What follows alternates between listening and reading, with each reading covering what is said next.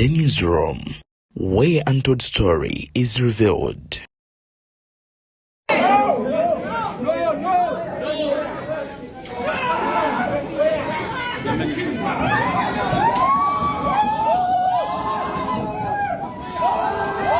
Breaking news, nkugambye amawulire tegasanyusa ekiri ku kooti y'amagye emakindye Dr. Kanokiza Besigye gyatwaliddwa akisa kinegula ekikonde kino kinyoose ensambagere mu kooti abamu ku bannamateeka be bagenze maaso n'okubeera nga bakwatibwa. Wetwogerera akadde kano eno batemeza amabega wa Mitayimbwa. Nkusaba n'obuwombeefu obw'ekika ekyawaggulu vidiyo esooka gimpereka like bw'ogiwa like oba ogiwadde muliro munywanyi ogugitambuza okutuuka ate ku buli ssekinoomu gy'asinzirira okubeera nga ate yawangalira. Sigenda kukulwisa wabula kansooke nkwe vidiyo eno olabe embeera nga bwebadde ku kooti nga munnamateeka Aaron yagezaako okubeera nga accessinga oboolaawo client we ne kooti amagye nno we gamukubidde ensambagere ne bamuteekako ekijoba ne bamusiba. Ebigambo si biwoomu yadde akamu n'akeddagala. Embeera bweti ku kooti bwebadde.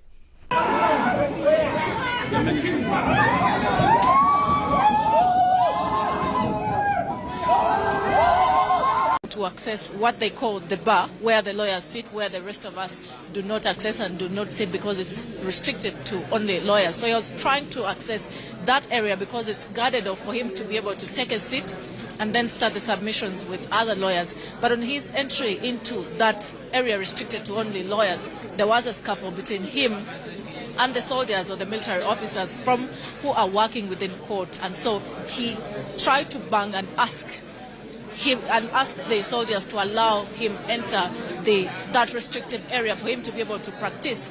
That certainly saw what has turned out to be a scuffle that saw his arrest. Many of them, soldiers, rounded him up here in the premises of court, in the courtroom itself, and got him, took him outside, and then later he surfaced in the dock where the two, Haja Bedru Saleh and Dr. Kiza Besigye, were paraded for them to be part of the proceedings in the courts of law. The biggest challenge for the lawyers today, for what they have told us, has been the challenge from the beginning until this particular Ebuvanjuba nebugwanjuba ewaka wasigala we wasinga. Beyond the Newsroom gwe mukutu ogukuleetera ekyo ekisinga katiranga naffe ng'oyita ku noti 771 4453 68 ne noti 744 26 45 na bino bikulu tetulanga bafere tetulanga basawo ba kinnansi n'abagwa mu koowa eryo mwebale kutuwagira. Thank you. time, the challenge for them to be able to work without the disturbances that they have undergone on a day like today. What later happened was equally another lawyer being boxed, and so another scuffle, two of a kind, have appeared in this very court-martial. One of the lawyers, Wanda, was boxed by one of the soldiers who took away a phone from him closely around the area of the dock where the imprisoned or the incarcerated individuals are supposed to pass and enter into the court-martial. So many scuffles have been part of the court today, but other challenges have certainly rose from those critical issues which have happened before court. We're now speaking because the court has been adjourned for about 15 minutes for the lawyers to be in position to access the two accused individuals, because Lord Mayor Erias Lukwago, or the lawyer, one of the lawyers to Dr. Kiza Besigye, and Martha Karua indicated that they are not individuals to receive the court ruling today. And equally, Dr. Kiza Besigye, who was in the dock, pronounced himself and said the ruling that was supposed to be given today can only be received by Counsel Aaron Kiza. So many challenges. Jukira nti Kanokiza Besigye yakwatibwa wali eri mu ggwanga lya Kenya ng'agenze mu maaso n'okubeera nga agenda okusinkana munnamateeka eyagawommola amanyikiddwa nga Martha Karua. Ono nno ng'agenda mu maaso n'okubeera ng'atongoza ekitabo kye wali eri mu ggwanga lya Kenya gye yakwatibwa ne bagamba nti yabadde n'emmundu era ng'ateekateeka olukwe lw'okulumba okumaamulako gavumenti eno. Ono nno paka na guno gwaka kyagenda mu maaso n'okubeera ng'atemeza mabega wa Mitayimbwa ng'avunaanibwa emisango egy'obutujjuko oteeka okulya mu nsi ye. Olukwe olwaleero akomezeddwa mu kkooti era nga balooya bangi nnyo okuli Martha Karua mwennyini, Dr. Kanokiza Besigye, munnamateeka Aaron kw'oteeka Lope Joel Ssenyonyi Besekezi be bamu ku abo abaabukeereza enkokola ku kkooti y'amagye Makindye okulaba ng'oboolyawo beeyimirira Kanokiza Besigye. Nkugambye embeera ate badde tewoomesa yadde nakabululu nga bw'ogenda mu maaso n'okubeera nga ate olaba mu bifaananyi ebyo. Mu ngeri y'emu Alex Waiswa mu Fumbiro wona avudde mu mbeera n'ayambalira General Muhoozi Kayine Rugaba. Nsonga ki bivudde ku ki?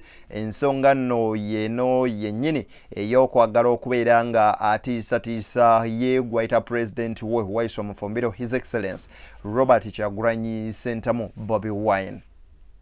I want to inform the lukewarm submission of his that first of all, many of you who speak from inexposure always speak about Bobi Wine and smoking, and you can't come out blunt. I want to inform you, when he was nearly killed by the DNA agent and his father in Arua, part of the what he was subjected to was tests, medical tests.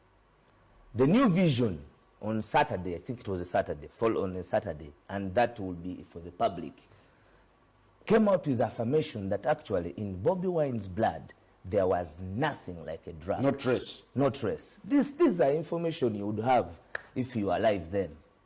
But because I thought I'm the one speaking. Please. You can give him information. No. I'm the one speaking. No. Because I asked for the information, he refused. Is it in a minute? I'll bring you in. And I'm bringing facts because I believe you saw that newspaper. So no, for you, wait a minute. Is it now? Do you entertain a point of information? No, I don't have time. He did not give me so. Please, you didn't ask. I should have given it to you. Okay, you speak. Kyagulanyi is an artist. He composed a song confirming that he takes weed. He takes marijuana. Now, what song is that? You don't know the song called Njaga? He has no song called Njaga. The one he was influenced by Kaihura. You remember when Kaihura said, I had to reach out to Kyagulanyi to compose this song. You see. Okay, proceed. You see now wasting a morning to search is also very distressing. The song was called Dipo Nazigala, because I must inform you, you have just got the exposure of understanding these things. But in the principle of equity, can I please be of service to the nation? Okay, go ahead. I am informing him that by your own medical tests of the military, Kyagulanyi was found not wanting on any drug. You don't know that test. You cannot know because you are not informed. That is why I'm informing you, and that is why I'm here. It is not there. That report is not there. You are giving an hallucination. It is not there. You're not giving a fact. You have said something, and I have given you. And when somebody comes on set and says the New Vision reported, but you can give that. No, you can give it to Simon. I don't need to give you. The country is already uploaded. No, give it to Simon.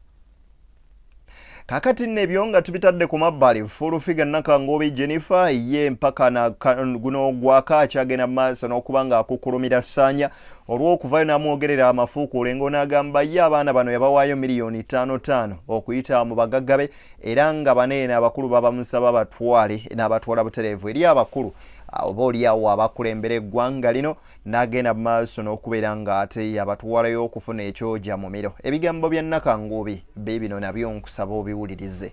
Nze nagenda mbagagga bange ne mbajjamu ssente bane ba 5 million buli mwana million 5 kati nenfuna ate chance abakulu ne bantumako abaana basatu oyo Ssanya nedda Ssanya ne munene Muganza simanyi nani ne mbatwala oyo ne bamuwa entambula kwatambula ne bamutuma emirimu egy'okukola ne babateeka ku payroll buli mwezi afune sente ne bamutuma ne bamuwa wanywa amafuta ne bamuwa n'omusirikale oyo ani mukunvuma nze nsobola muleka anvumira ki novuma minisita w'abavubuka n'omugamba n'omulangira Balamu yali anywedde ku mwenge mbadde ne Balamu ebbanga Balamu yali anywedde ku mwenge wakasoda n'amazzi n'omuvuma mbu gyatamirira simanyi gy'abeera gyatamirira n'omuvuma n'omulengeza ne gundi ammanyira kakati yenno musajja mukulu amanyikiddwa nga Mathias Mpuuga Nsamba former yali Deputy President oba omumyuka omukulembeze w'ekibiina kya National Unity Platform mu Buganda agenze maaso n'okubeera nga ava mu mbeera n'ayogerera Kyagulanyi amafuukule. Ono nno ategeezezza nti byonna Kyagulanyi yayogedde olunaku olw'eggulo temubuli makulu yadde akamuuna k'eddagala wabula si wakuddaawo okubeera nga ate obaolyawo yeeyogeza nga gwe baasala akanyata sinakindi olwanobako ng'ayogera ensonga za Nuupu nti ntono nnyo kwebyo ebiruma bannansi n'eggwanga Uganda okutuwaliza awamu. Ekisooka saagala nnyo okwogera ku NUP.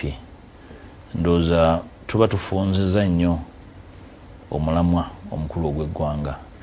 NUP katundu butundu akekatale ddene okuzzaawo ebyobufuzi ebigoberera amateeka ate n'okuzzaawo omwoyo gw'eggwanga. Ekisooka obunaayizibwa bw'okuba n'essemateeka w'ekibiina bubeera buvunaanyizibwa abakulembeze ba kibiina. Ndowooza omwami Kyagulanyi abadde mugezigezi ali mu kuteekateeka abo bannamakaadi. Ekiyinza okugamba nti ali mu bateekateeka nti banaaba mu makaadi ensonga gyajja obbawa nti anti munnange twabaddeewo ssemateeka agobererwa kakati twakoze bwe tutyo. Njagala kusaasira abo be banaabuzabuza. Ndowooza byabadde ayogera nabo tabawa kitiibwa naye bwe bweyogera n'abasajja bakulu nga nze ensonga ozimpa otya. Abali mu kkooti gye bali sina gwe nali ntute mu kusitwalanga kibiina mu kkooti. Bwe baagala mbatwale mu kkooti ate enkola yange endala nnyo sitwalayo bya bujega. Ate singa bwe yabadde agamba yadde abawa ekitiibwa bandimusabye nti naye ssemateeka oyo mutuwe tumulabeko. Sirowooza nti kopi eyo enkadde oba empya asobola ogibawaako naye kyenjagala okugamba nti ekisooka byabadde ayogera nabo yadde tabawa kitiibwa byabadde abanyooma naye n'ekikulu ndowooza yabadde abateekateeka. Ebiri eyo mbimanyi kuba gye mbadde ate mbadde ku ffumbiro ebisinga so saagala kuba malirako budde yonna kye baagala okukola ne bannaabwe be bateekateeka kibalekere. Ndowooza ate ze saagala bandraginge mu bye bagezaako okukola. Baba baagala mbatwale mu kkooti seeta kwebuuza ku muntu nga mbatwala mu kkooti. Ekyokubiri sina munnayuganda gwe mita naye mu nsawo nti gwe omulagira akole nga bw'aba akoze. Olaba yadde omukyalo wange ewaka bw'aba yagadde genda mu kkooti alina eddembe okutwala ensonga yonna mu kkooti. Ensonga z'NUP nza tuzireke.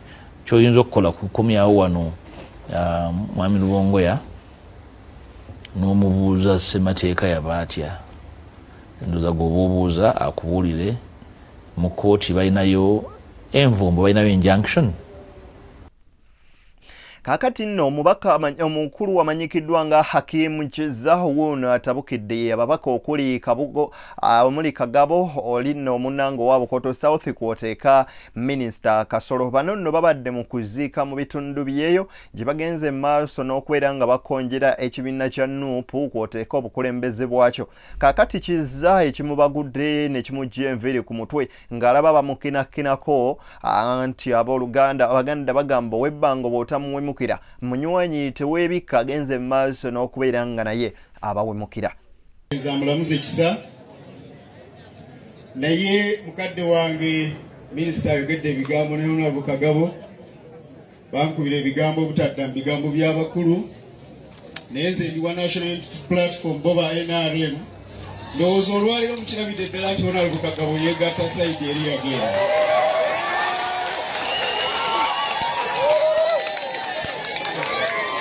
Era kyenjagala okubagamba nti omukulu takulira mpya ebbiri. Minisita ayogere ku byabwe eby'NRM ebyaffe eby'NUP abikole ki abireke kubanga tajja kubisobola era tabitegeera bulungi.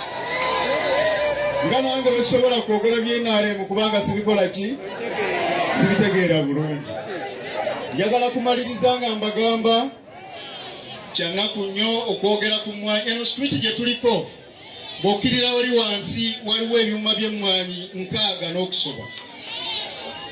Kyannaku nnyo nti ate ekyuma ekigenda okusunsula emmwanyi bakizimba ntungamo gye batalima yadde omuti gw'emmwanyi. Ekyokubiri nze sikalanira eka 2.25 eza minisita. Kahafu eka akalimu emiti 5 kekange. Naawe eka akalimu emiti 5 kekako. Kayanira akako yakayanira 2.5. Bwe kibanga tekimuluma kubeera nga oli atwala ekyuma entungamo nga yalina eka 2.5 nze kinnuma wa emmwanyi emiti 5 okunzizako ekyuma ky'emmwanyi ekisunsula n'okitwala eri gye batalima ki. Naye njagala kuba basuubi nga mmaliriza nga Kyagulanyi ye pulezidenti yaddeko nga nze omupiira Bukoto South yaddeko aga amateeka ge bakyusizza naffe tugenda kugakyusa emmwanyi edde mu mikono gy'abantu. Wabulayo mwezi wabulayo mwaka gumu munteeke mu ntebe y'obubaka bwa palamenti. Kyagulanyi mumuteeke mu ntebe y'obwa pulezidenti. Myaka 40 nga tuli mu jjamu wali e Kampala olina jjayo emundu n'akuba munne essasi n'amutta. Myaka 40 nga kwa pulezidenti olina akwata emundu mu mmotoka ye ey'akawundo n'akuba essasi mu kamunye etambula n'erikwata omwana. Myaka 40 nga gwe pulezidenti ne babba Bank of Uganda 6000 n'otabako kyokola. Myaka 40 banka emu ku banka za Uganda ne bagikwatamu ebicupuli bya milioni 5. Gwe ne bamala bakusanga n'akacupuli ka nusu 10 ekibanja lukisobola okgenda. Mwabaki mwabatakwanda Kyagulanyi n'afuuka pulezidenti. Mwabale nnyo. Ebigambo mubirabye nga bwe bigenda mu maaso n'okubeera nga bitambula. Nkujjukiza nti gwe yagala olanga naffe ku nooti 774553 ne nooti 7442 4157 osobola okubeera ng'oyita n'otuwa bizinensi yo ne tugira nga butereevu nnyo nnyini ddala ate tojja sigala kyekimu. So that it can be aired on the screen. This debate should not be reduced to me and you. It is for the public. So I have given the public the information for them to judge your brain of knowledge. There is no such information. Secondly, we members of the National Unity Platform are available for any tests at any time. But you cannot survive it. I have said we are available. You cannot survive it. No, you want me and you who looks tired. You. Let's look in the eyes of if the camera. Me and you who is tired. even in Jara, when he looks at you, he looks at a person who is very tired. And I can tell you, I'm not for that. Jara knows me than you know me. I will tell you, and some of you have said these things, and I will say this on NBS. I used to smoke cigarettes for over 10 years. Njala, you have seen me smoking cigarettes before, yes. I believe. I used to drink. I used to go out with the Njalas so often. I don't do that anymore because we have outgrown certain things to liberate this nation. And I can tell you the person who advised me, the person who made it very difficult for me to continue with smoking was Bobby Wine. My father is on TV, he knows. Nzikirize mbasibulire wana mawulire mangi ge tukyaleeta ku mukutu guno Beyond the Newsroom. Nsigadde nze Deni akutuusako ensonga tusinkane nate mu malala agaddako mangi nnyo era manyovu 2025 twokya ate tuzze na nkuba mpya. Ambagaliza bye munjagaliza banywanyi.